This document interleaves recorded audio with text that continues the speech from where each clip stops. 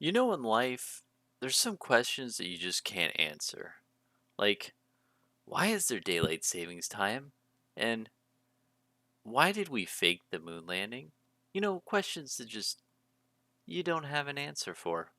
And one such question is, why do people think Heart of Fyendal is better than the Tome of Fyendal? It just there's no answer. It just it's perplexing. And you know what? You might disagree with me.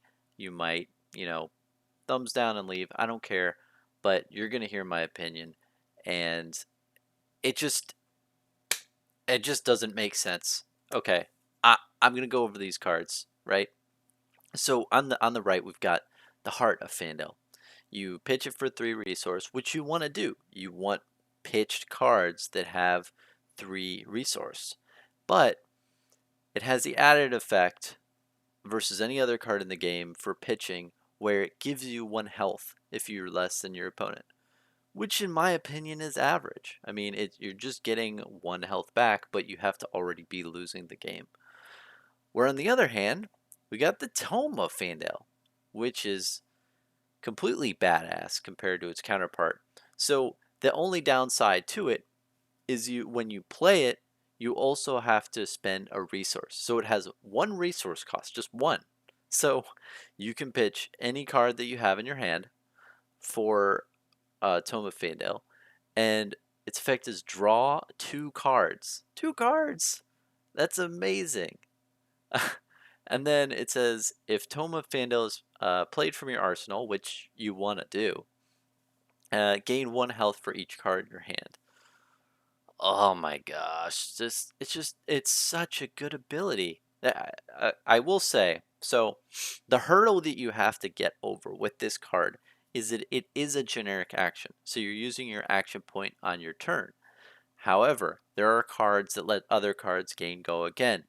Those are the ones you want. So the whole hurdle in the beginning is this card, in order for you to actually do something on your turn, you need to pair it with a card that says go again. However, if you do it properly, the upside is just amazing. First, you draw 2 cards. So if you think about it, you have to. So let me get some cards in my hand. Let's say I have 1, 2, 3, 4 cards in my hand. And I have, let's say this is a Tome of Fyendal. And I put it down and it's in my arsenal.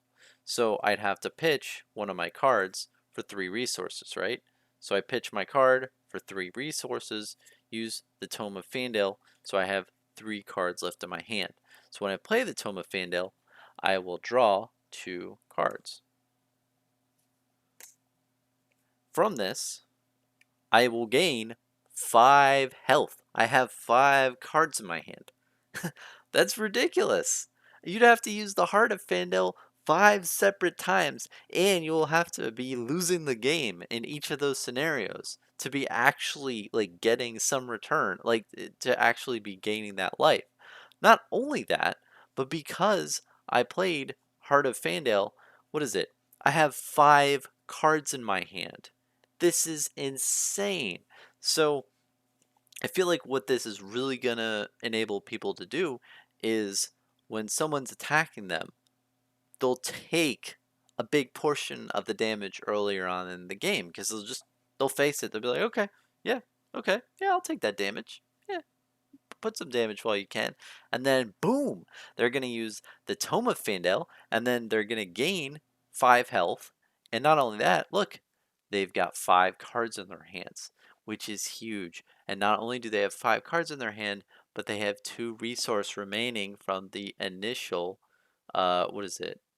From the initial card that was used to play the Tome of Fyendal for 1. That, in my opinion, is why it is so much better than the Heart of Fyendal.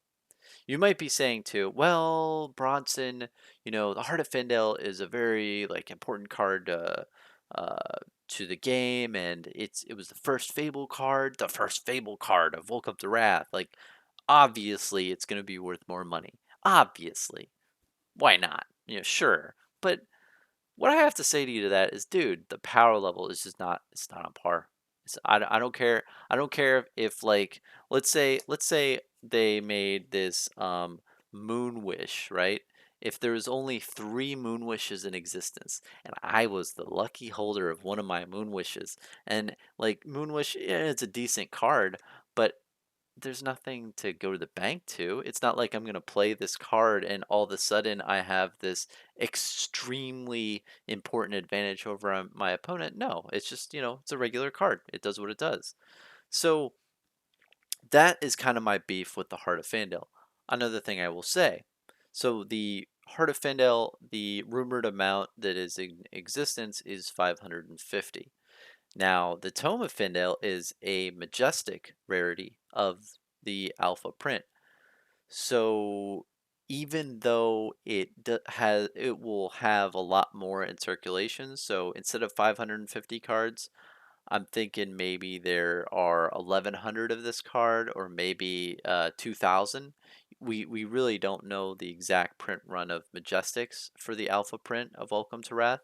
It doesn't matter. You to use this card, you would want three of them in your deck. So users, it's going to drastically increase the demand of this card because you need three in your deck. And I think that's even why it's more powerful.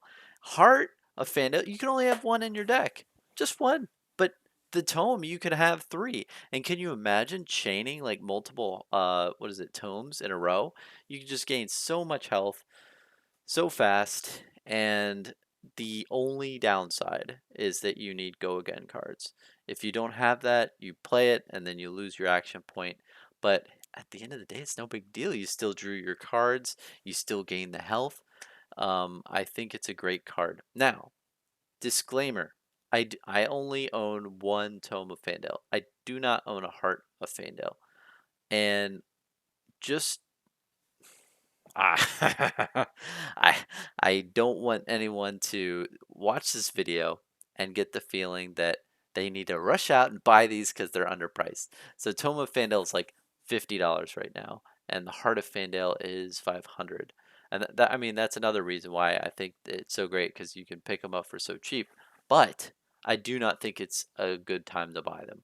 I think that this card, Majestic Rarity, is going to be overprinted in Unlimited, a Welcome to Wrath, and I think it's going to be highly, highly available on the open market uh, early on in Q1 2021.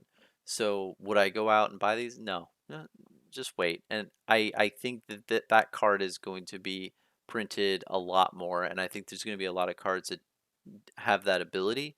I think that Legend Story Studios doesn't really care as much about that ability. Like I can definitely see that in other products go moving forward. So I do not think it's going to be like a special product.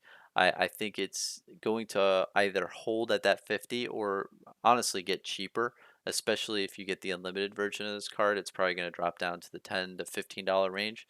But overall, I think I don't know. I think the hype on the Heart of Fandale is just too high. The hype is like here, and it just people haven't really fully grasped the other cards and compared the power level. But let me know. Maybe I'm talking out my ass.